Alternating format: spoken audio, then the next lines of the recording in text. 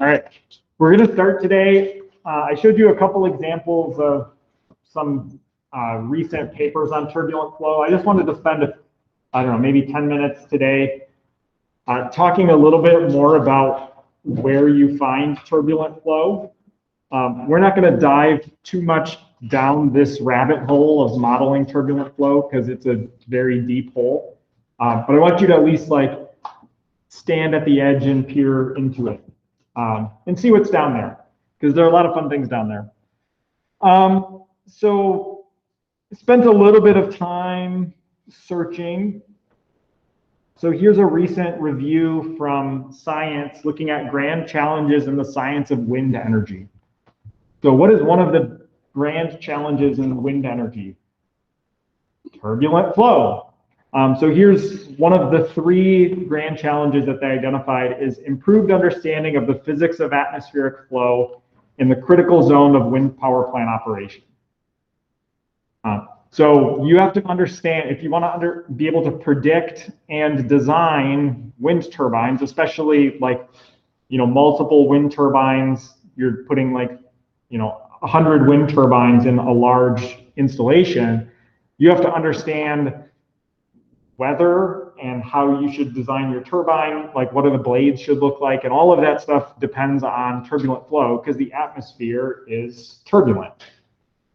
So you have to be able to understand flows all the way from, right, like global weather effects, where you have aspects of the flow that are like thousands of kilometers in size, all the way down to turbulent effects that are more at the scale of your wind turbine, that like a meter or a kilometer, like tens of meters. You have to understand like length scales from global weather length scales down to like local air disturbance type length scales, and to be able to understand and connect all of those things. And that's one of the fundamental hard thing about turbulent flow is the length scales that it operates under, from like very large to very, very small. So if you think of, you've all seen pictures of Jupiter, like the big red spot on Jupiter, that's a turbulent vortex that's like bigger than the size of the Earth. There are nebula in outer space that are like bigger than the solar system, turbulent parts to them. So you have things that are like cosmic scale, all the way down to really, really small. How small, you might ask?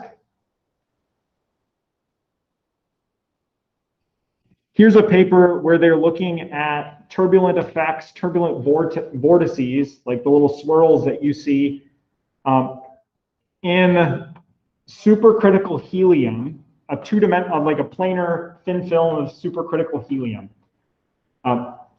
They're using some really crazy measurement techniques, but basically they're looking at turbulent effects in this really thin helium film that are like angstroms in size.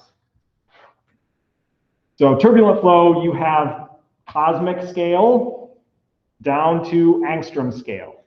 And if you really want to model it, you have to model like all of those length scales. This is why it's hard. So a lot of like functionally what happens is a lot of practical models, you don't try to solve all of those length scales. You have kind of simplifications that maybe handle like all the small scale stuff kind of does this. And you use a little bit of hand waving to be able to brush some of that aside.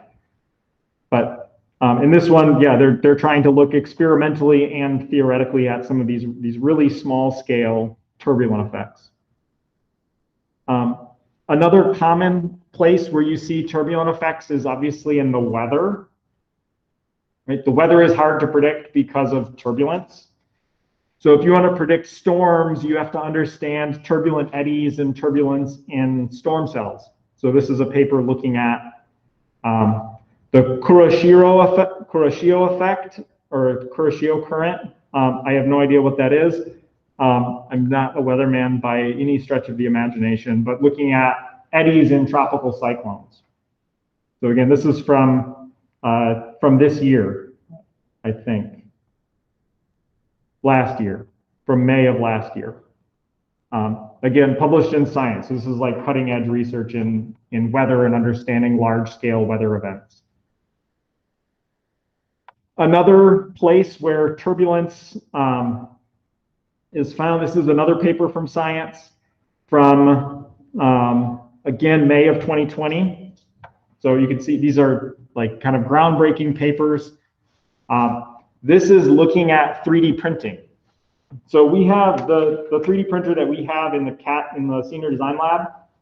They're fine for prototyping like what we do, but they're not good for production because you end up getting a lot of weaknesses, right? You're like taking plastic and you're kind of rastering it over the surface and, you know, dripping out a little bit. You get a lot of weak points in that. So a lot of like production quality 3D printing stuff uses essentially things like this, where they have beads of whatever material, whether it's plastic. In this study, they're actually looking at metals, but a lot of the same things apply. You have beads of like plastic or metals, and then you weld those together. So you have like a bin that has all of this plastic in it. And then you have a laser or something like that that goes and welds it together. And then maybe you lay down another layer of beads and then you kind of weld those together. Those can give you parts that are like actually production quality that you could, you know, implement into some real world product. So it's a way to basically take 3D printing from just a prototyping thing to an actual manufacturing tool. But one of the things that can happen as you melt these beads, in this case, they're looking at metals, as you melt these metal beads, you can get turbulence on the surface of the metal bead, which basically weakens the final part. So they're looking in this study kind of a combined experimental modeling approach. What kind of conditions do we need to make sure that we keep everything laminar so that when it finally freezes, it freezes together in the shape that we want without any like fractures or weak spots in our final part. So they're looking at, you know, what are the kind of the fluids of this melted of metal, and looking at, again, kind of a combined experimental modeling approach to be able to understand turbulence effects in these situations. Anyway. A couple things I thought, again, are kind of interesting. You can see, yeah, some of they're modeling temperature and the welding of these metal beads. The last thing that I wanted to show, no, don't do that. So I have said, so we derived the Navier-Stokes equations from the ground up. And we did that kind of disregarding laminar or turbulent flow. We hadn't even talked about that. We just said, let's do force balances on fluids. So if you just solve the Navier-Stokes equations for turbulent flow, you can do that. You have to just do it with kind of brute force. So you have to do it computationally. You can't get nice, elegant solutions like we can with simple laminar flow cases like flow in a pipe. But you can, theoretically at least, solve the Navier-Stokes equation and use that to like directly look at what turbulent flow looks like. So this is an example where a group did exactly that. I'll explain. We'll watch it a couple times and I'll explain what's happening. This is a hydrogen flame. So on the top, you have hydrogen gas. On the bottom, we have oxygen.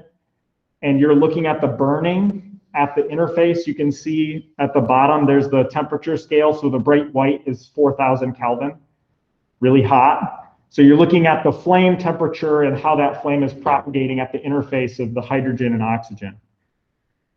So this is a really short video, obviously only capturing like a split second of time. I don't even know what the total time frame is.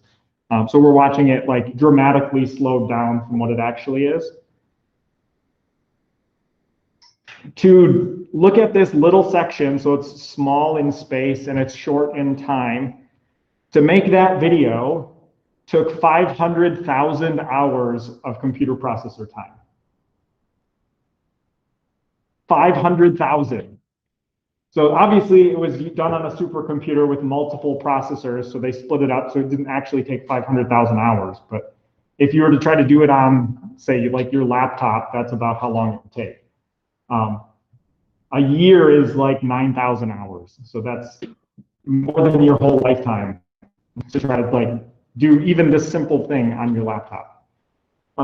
So this is what like brute force methods are maybe possible for some things. They can actually give us a lot of insight. This is looking again at like flame propagation. It can give us insight into kind of the fundamental physics of it that then can feed into other types of modeling efforts. So it's useful, but it's not like you can solve this for any real length of time or real type of space. Like you can't do weather modeling by, oh, let's just solve the Navier-Stokes equation. Like, sorry, good luck. You need all of the supercomputers and more time than there has been in the whole universe to be able to do that. This is at a Reynolds number. This experiment was done, or this model was done for a Reynolds number of 2,500. I believe there's another experiment done by the same group. This is from a group at Clemson, where they do up to a Reynolds number of 4,500.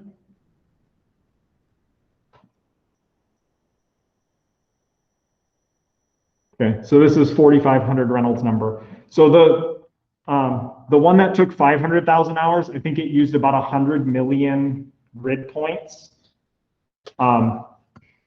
This one uses 3/4 billion grid points because it's higher Reynolds number. So higher Reynolds number, it's even worse than low Reynolds number. So this would have taken even longer than the previous one. They don't say on their site how long this took to actually be able to render, but you can see some of the effects at this interface. This is again the same thing, oxygen and hydrogen, and you're looking at the flame. Potentially, you would look at something like this to be able to look at development of, say, like a hydrogen combustion turbine or something like that, or hydrogen flames in their various different applications for things like that. So I don't know, kind of cool to look at, but maybe gives you a little bit of an insight into why like flame and water graphics in like movies and video games and stuff don't look real. It's like, because they can't look real, because you can't just solve, like you could make them real if you just solve the Navier-Stokes equations, but you can't do that because you need more than all of the history of the universe to be able to do that at any sort of size. But we can use that to get a picture. I mean, like fundamentally it works. It's just not possible. So there's a lot of work going on at how do we kind of look across length scales at turbulence. Okay. So, all right, with that, let's dive into, again, we're not going to go too far down that rabbit hole, but I want you to at least see a little bit of what's out there with turbulent flow and how we try to handle turbulent flow in a variety of different situations. What we're going to look at today is flow in a pipe. Continue to look at flow in a pipe. So we talked last time about kind of two ways that we're going to think about that. For the, we're going to think about fluid energy.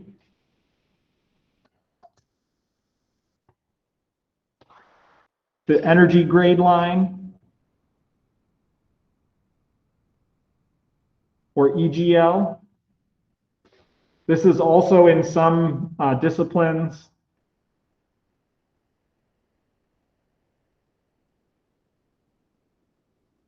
called the total head, H. It's just a difference in nomenclature. So,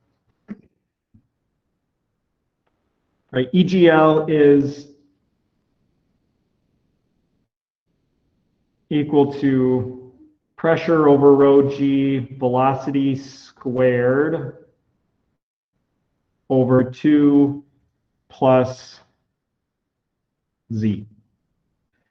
The energy grid line is the, or the total head, the measure of total mechanical energy.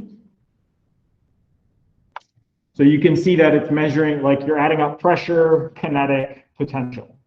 Those are the three types of energy that fluids have. Pressure, the three types of mechanical energy. Pressure, kinetic, potential.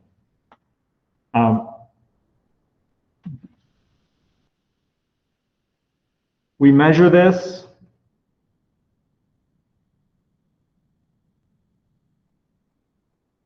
with like a pitot tube. If you remember what those are like a thing that's parallel to the flow. So the fluid has to come to a complete stop.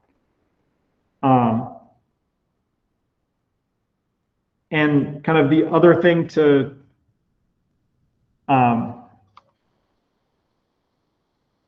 think about is so it's a measure of total mechanical energy. So if you have a flow that's, say, like frictionless, like Bernoulli's equation says, then you shouldn't lose any energy. So then this is just constant everywhere. The other thing that different disciplines will focus on, maybe different aspects of this. The other one, just to introduce it, is the hydraulic grade line. This is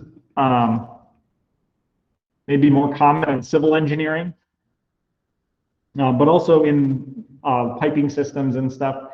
You would talk about the hydraulic grade line. The HGL is basically the same as the energy grade line, just without the kinetic energy term.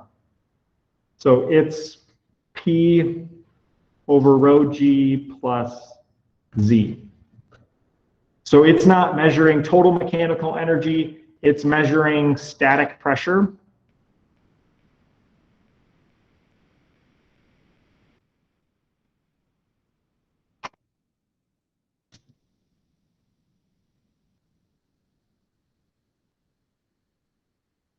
And you would just measure this with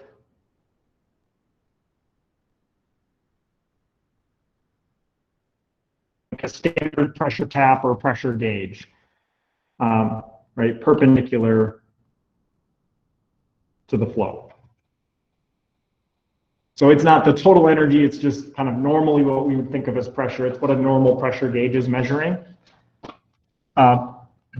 These two things are going to be, right, they're going to deviate from each other when velocity changes. So HGL deviates from the EGL.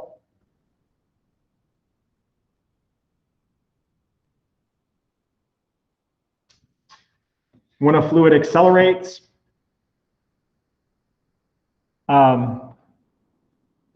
and we're going to see, yikes. Well, so let's look first at that. So,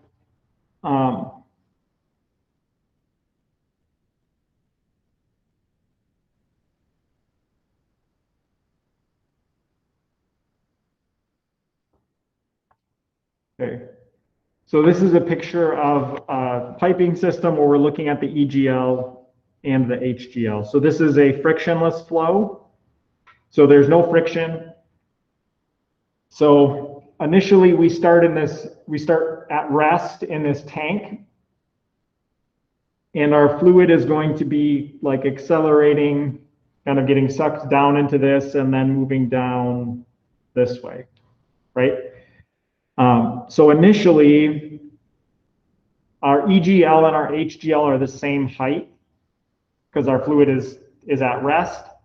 The energy grade line, so initially would be up here. If we measure at this location, we look at the height of our pitot tube, it's still the same height. we look at the height of our pitot tube down here, it's still the same height. So if we don't have friction, like the fluid doesn't lose any energy, it just converts some of its potential energy to velocity. So the total energy is still there, it's still the same. So the energy grade line is telling you, like, total energy, how much do you have available? The hydraulic grade line is this one here. So they initially start the same. And then as the fluid accelerates into that opening, the hydraulic grade line drops. When we measure down here, the hydraulic grade line is only that high. So we've started to see a deviation between the energy grade line and the hydraulic grade line because of this acceleration, because of the V squared over 2 term, the kinetic energy term. If we measure pressure down here, now the pressure is only that high. So we've seen a further deviation in the hydraulic grade line. But then as velocity, that will be flat as long as velocity is constant. So both of these two things, we'll continue to talk about some aspects of these two things, but I wanted to at least introduce them at this point so you have some kind of basic background of what these things are. If you think about like Bernoulli's equation is kind of measuring that's the total energy. So that's really measuring this top energy grade line. And Bernoulli's equation is saying the total amount of energy is constant. So Bernoulli's equation is saying the energy grade line is flat. In real life, a system might look something more like this. So this is a very similar system. This is a tank draining out of a hole in the wall. So you're going to have fluid flowing down and out this way. The energy grade line, we can look at that one first. Okay, initially when the fluid's at rest, it's up here. This is the total energy that we have. It's all potential energy.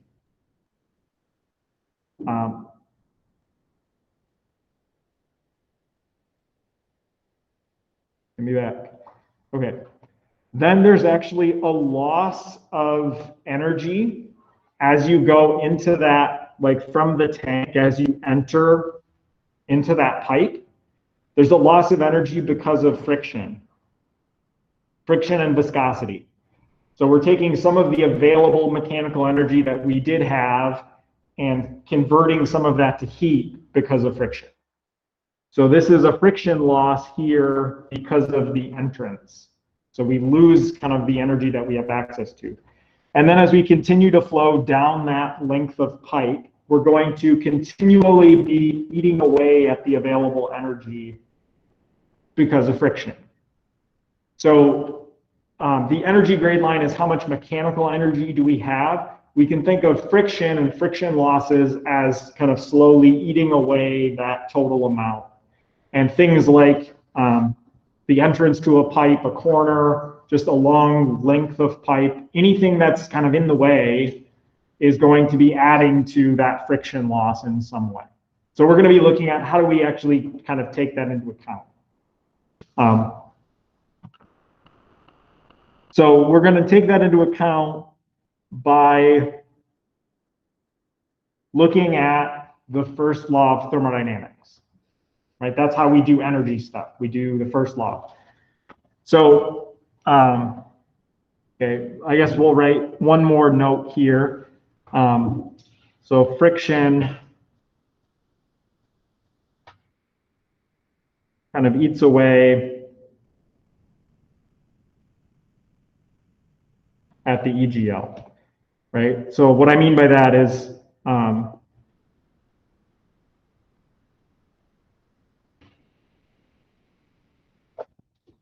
friction converts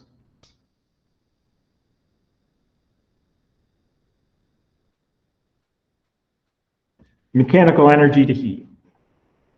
So it's like the energy is still conserved, but it's changing forms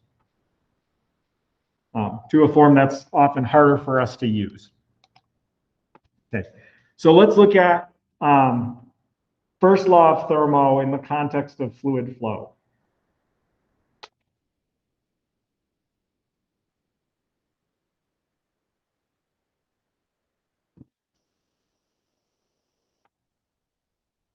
So let's imagine we had just some arbitrary system like this. It doesn't matter really what this is. If we wanted to look at, say, the conservation of energy from this point here at 1 to this control surface here at 2, we would want to look at first law of thermodynamics, and we could use the same tool that we've used before, Reynolds transport theorem.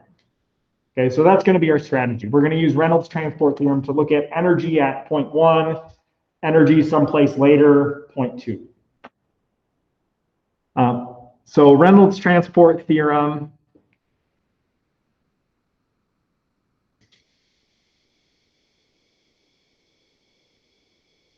is the change in some property for a system is equal to, remember, the accumulation of that inside of the system, eta rho d volume plus the integral over the control surface of eta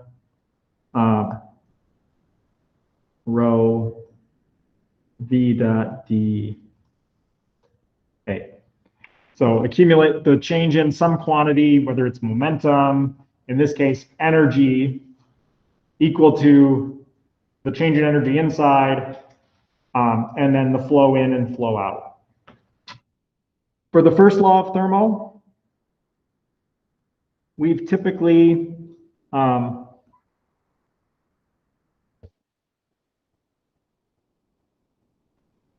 thermo class definition would have been something like this: delta H dot plus delta kinetic energy plus the change in potential energy equals Q minus W. Hopefully that's not a foreign object to you.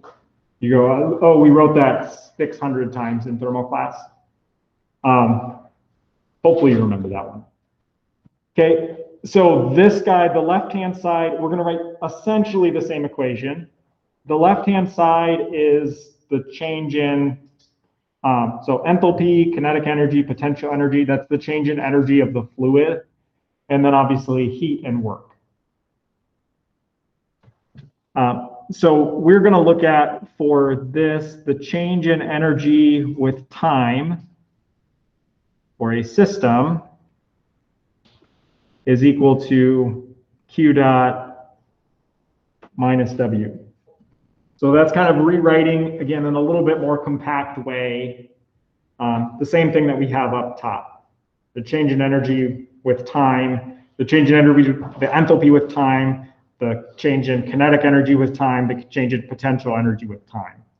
Right? Those are the individual parts. We're just combining it all into the change in energy with time for the system, for the fluid. Our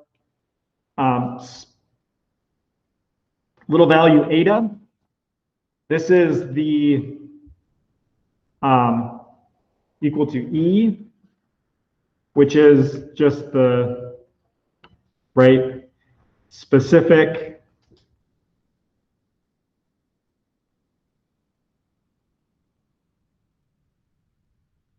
specific energy of the fluid, which again is made up of these 3 types of energy: enthalpy, kinetic, potential.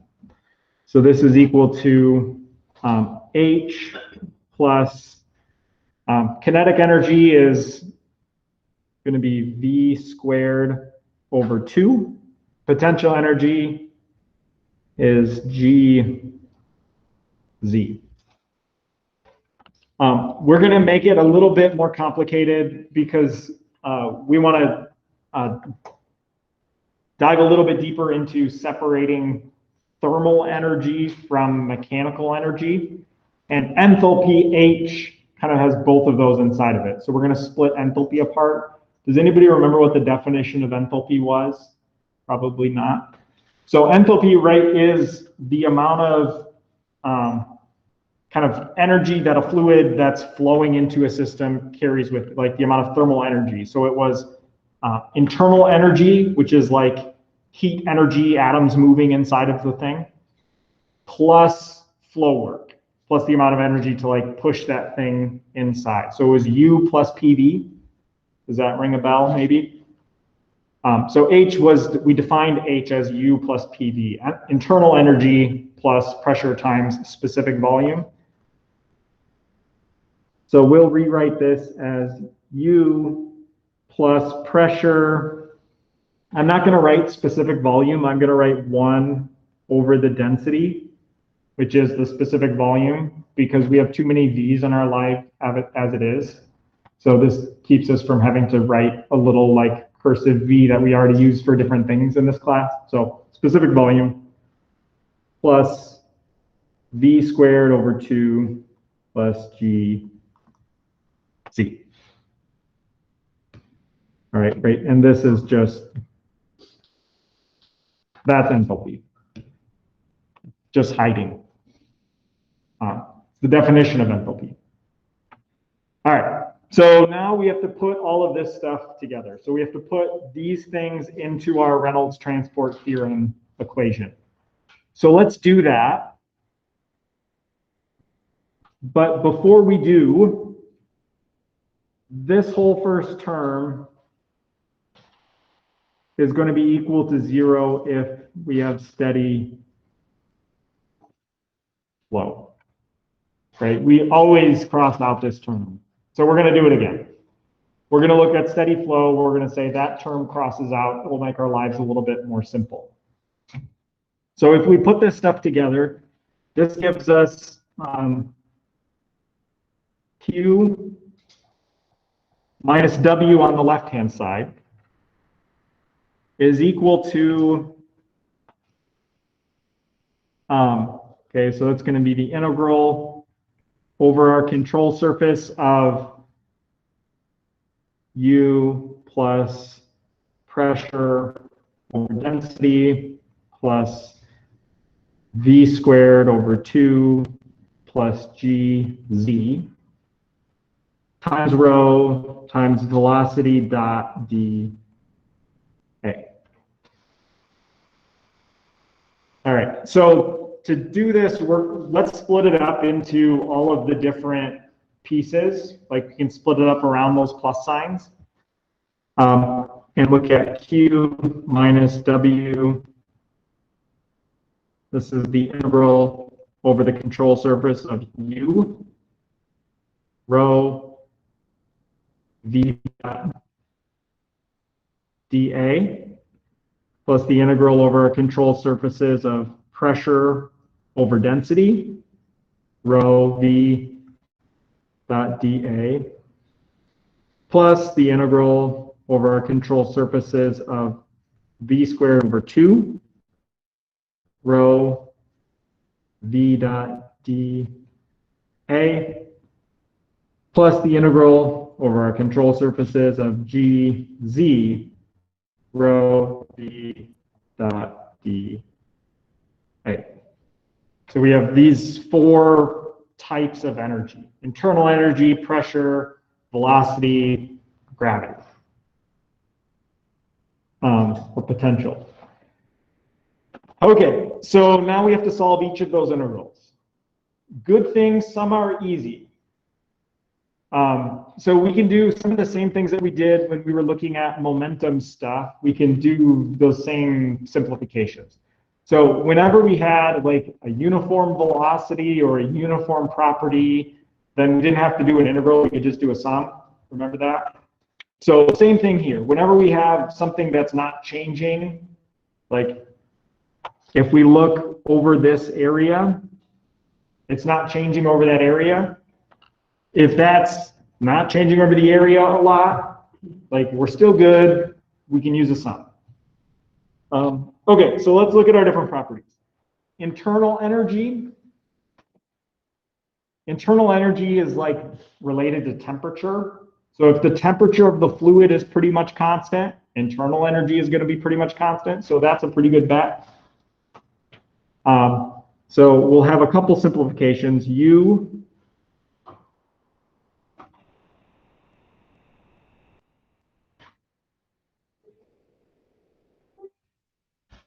okay, so that first term will not be an integral, it'll just be a sum.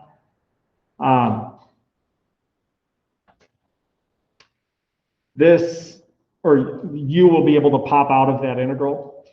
What else? So pressure is pretty constant as long as the pipe's not really big. If the pipe is really big, then it's going to be higher pressure at the bottom than at the top. But if it's smallish, it's not a lot. So pressure is going to be about constant.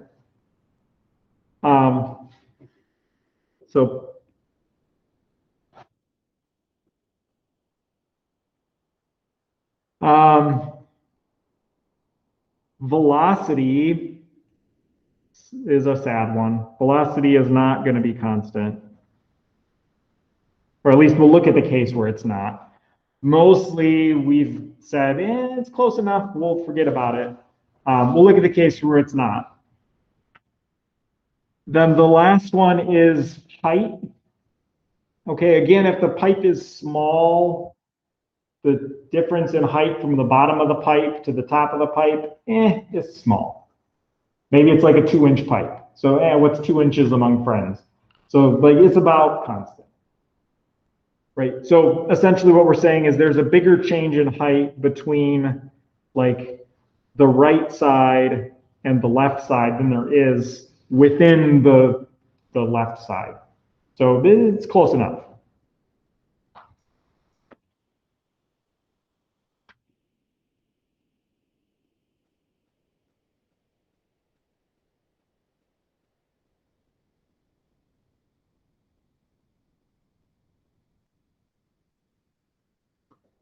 So I'm not saying these are constant, just to be clear, I'm not saying these are constant from side 1 to side 2. I'm saying these are constant like over side 1, like, and over area 2.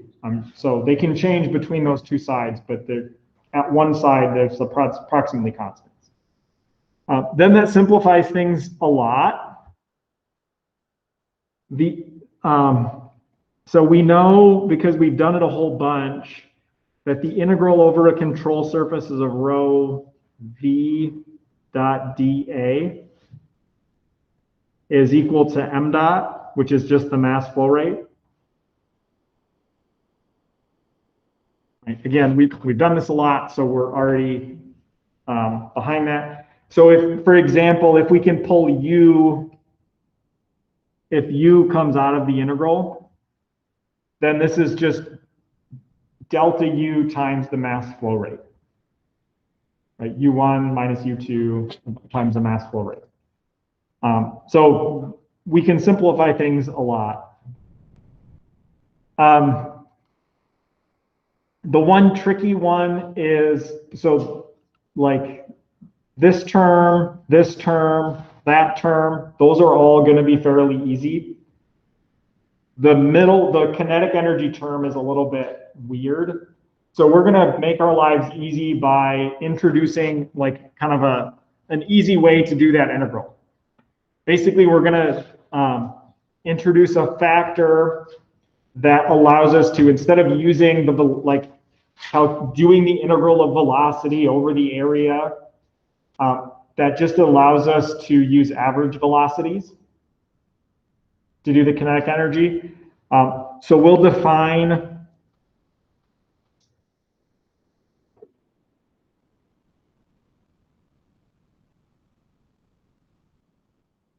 alpha.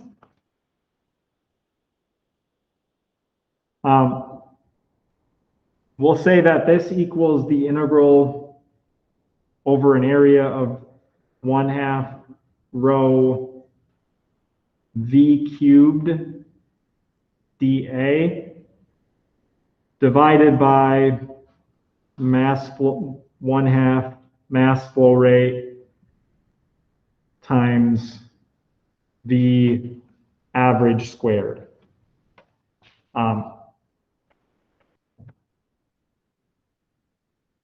And this is the definition for it. We're typically not going to actually be doing this integral. So essentially this lets us use average velocity, V bar,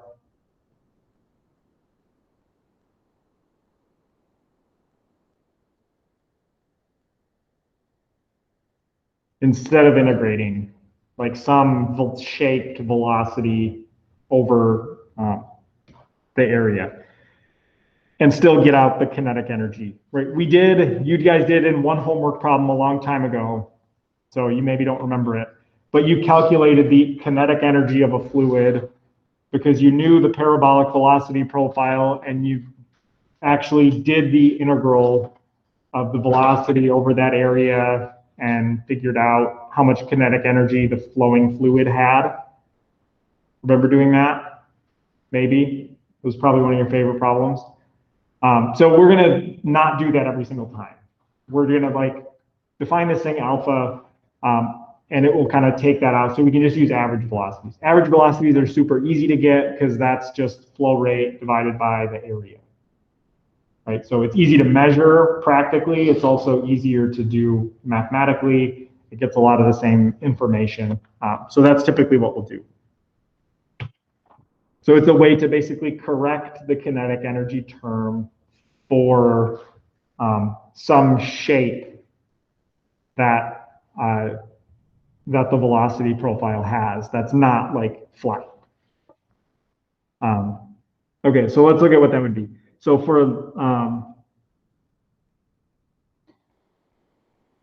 values of alpha,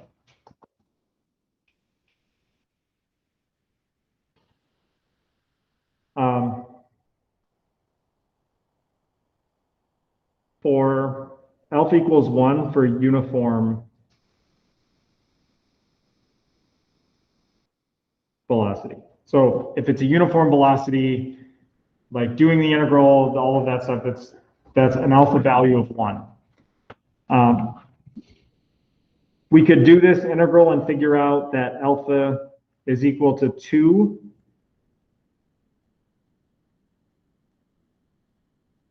for laminar flow. So for laminar flow, there's more kinetic energy than maybe you would expect if you'd looked at the average velocity, because the center is moving fast and has a lot of kinetic energy, and the sides are moving slow and don't have a lot, but kinetic energy is a velocity squared term. So the center stuff has lots of kinetic energy. So alpha equals 2 for laminar flow. We could go and calculate alpha for turbulent flow. We would do that by doing this integral here, like solving this equation using one of our turbulent flow models. So we can't really calculate it exactly, but we can estimate what it would be if we use one of the models that we used for turbulent flow. So if we use like the power law model, if you remember that from last time, we could figure out, okay, what is the value of this integral?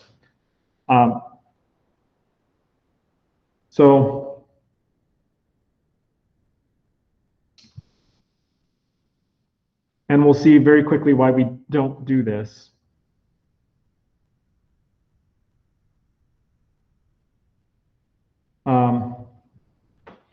So alpha would be equal to U max velocity over the average velocity cubed times 2n cubed over 3 plus n times 3 plus 2n,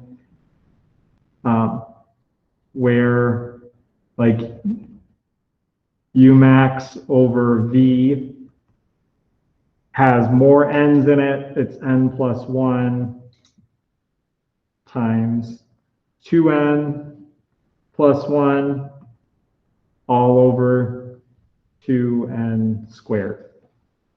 So right, these n's are like the n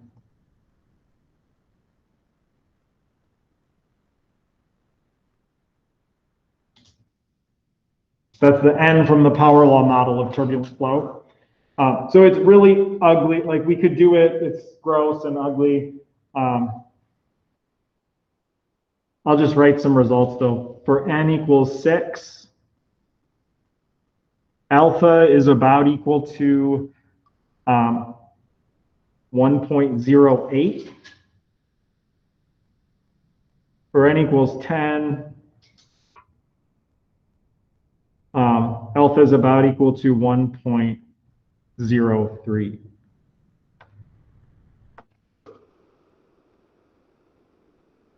Okay, so uniform flow is not a terrible assumption if the thing's turbulent. You get pretty much the same place.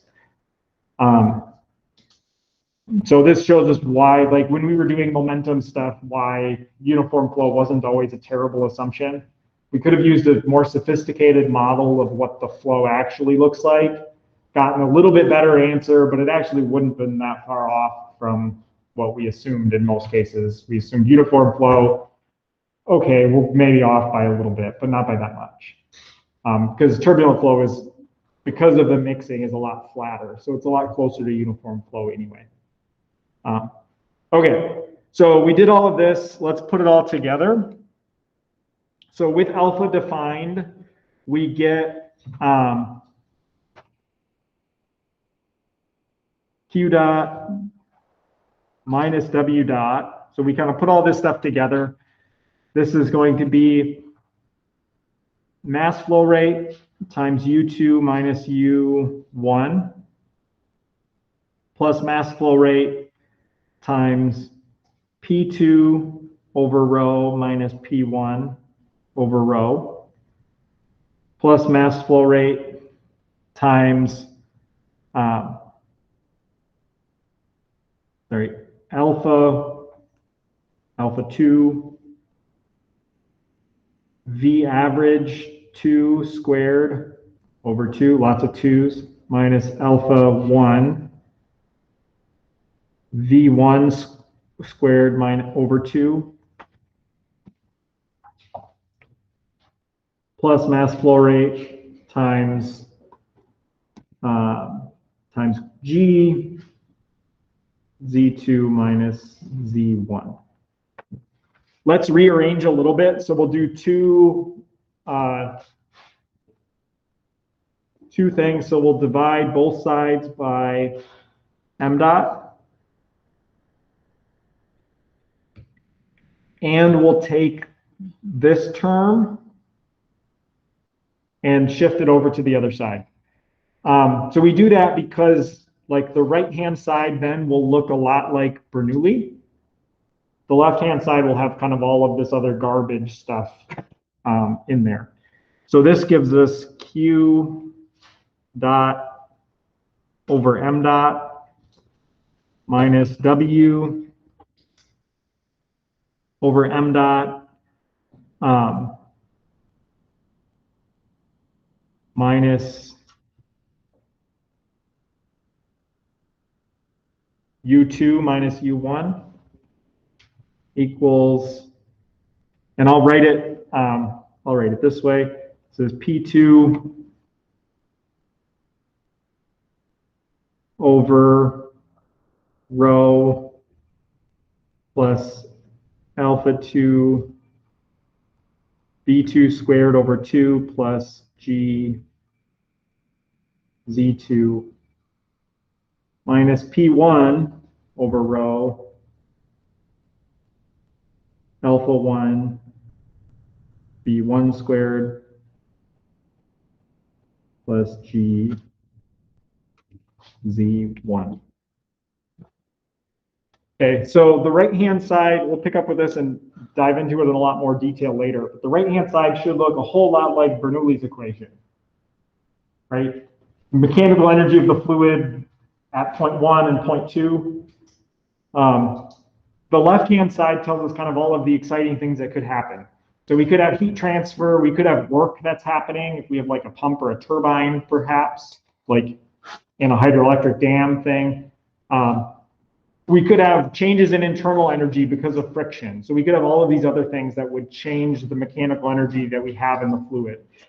So this is going to allow us to look at all of these different types of processes in our fluid, and this is what we're going to be building on and look at how to solve for some real world problems next time. So I hope you guys have a good Friday and a good weekend. We'll see you guys on Monday.